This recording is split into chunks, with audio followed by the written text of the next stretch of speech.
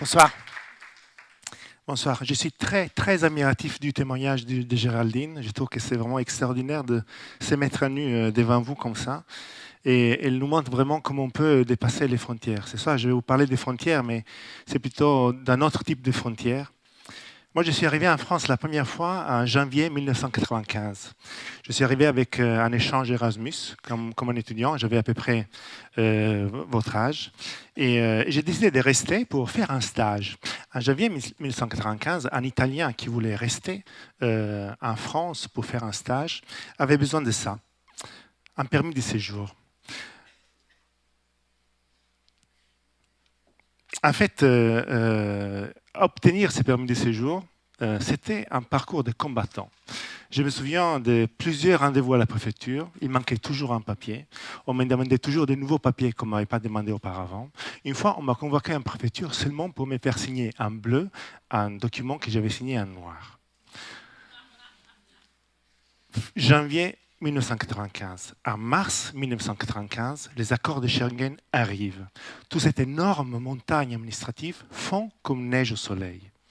En fait, tout ça a été complètement inutile. Pour l'administration française, je n'étais plus un étranger. Je n'étais plus un migrant italien. J'étais un ressortissant européen. 10 années après, en fait, à l'âge de 30 ans, je décide de quitter mon travail de consultant en stratégie d'entreprise et je décide de faire de ma passion pour la photographie mon métier. Peut-être que ça pourrait être le thème d'un autre TED Talk une autre fois, mais restons sur ça. Donc, je suis photographe, documentaire, et je décide de documenter de notre société, de notre monde. Je pense à cette expérience, et je dis, mais il faut faire quelque chose, en fait. Il faut parler des accords de Schengen, de la liberté de circulation en Europe. C'est incroyable ce qui nous arrive. C'est unique dans l'histoire de l'Europe. Je tombe sur cette photographie de Harry Cartier-Bresson, le poste de douane de Bayonne, à la frontière entre la France et la Belgique. Ces postes de douane parlent de mon expérience, en fait, parce qu'à l'époque, il y avait encore des douaniers quand je suis arrivé en France la première fois. En 2007, je pars un peu en pèlerinage à la recherche de ces postes de douane, et je les retrouve complètement abandonnés, la peinture écaillée. Je me dis, tiens, il y a un truc là, il faut que je fasse quelque chose. Au début, je pense, je vais faire un sujet sur tous les postes de douane abandonnés en Europe. Et je commence avec un premier voyage le long de la frontière de la France. Voici les premiers postes de douane que je retrouve.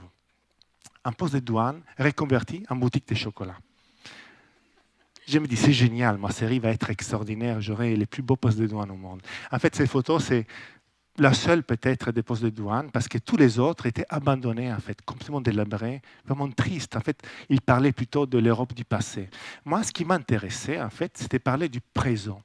Et donc, j'ai commencé à m'intéresser à la ligne des frontières. J'ai décidé, dans chacune de mes images, il y aura 2 pays, et donc la ligne des frontières. Comme ici, à la frontière entre la France et la Suisse. Tout ce qui reste de la frontière dans cette photo, c'est ces points jaunes sur le bitume. Des fois, la frontière, on ne la voit pas, comme ici, entre la France et l'Allemagne. Je suis sur le château de Fleckenstein, et la frontière est un peu paumée dans les bois. Mais alors, vous allez me demander, mais pourquoi, en fait, tu t'intéresses à la frontière? Qu'est-ce qui te motive à travailler sur ça? Voici les résultats dans Google Images d'une recherche du mot frontière. Aujourd'hui, quand on tape le mot frontière sur Internet, voici ce qu'on voit. Une succession infinie de murs, des barbelés, des postes de douane, des migrants. Est-ce que cette représentation est fidèle de la réalité? Le géographe français Michel Fouché a calculé qu'au monde, seulement 6% des frontières sont des barrières. 94% des frontières au monde, c'est des places, c'est des lieux de passage. Une frontière, par définition, est un lieu de passage. Mais alors, je me suis dit, mais ça ressemble à quoi, en fait, ces 94%? C'est quoi? C'est ça qui m'a amené, sur une période de 10 ans, à explorer ça. J'avais envie de voir en image qu'est-ce que c'est une frontière, en fait. Ce voyage, c'était un voyage extraordinaire. Ça m'a amené à voir les frontières, par exemple, les frontières les plus anciennes de l'Europe. Ici, on est entre le Portugal et l'Espagne. Cette frontière est presque inchangée depuis le XIIIe siècle. jusqu'à aller aux frontières les plus récentes. Ici, on est entre la République tchèque et la Slovaquie. Ces frontières existent seulement officiellement depuis 1993. D'ailleurs, suite à la seule révolution qu'on a eue en Europe sans mort, la révolution des velours. Je suis monté jusqu'au nord de l'Europe. Ici, je suis entre la Suède et la Finlande. La Scandinavie, c'est la première zone en Europe avec une zone de libre circulation qui est déjà en place depuis les années 50.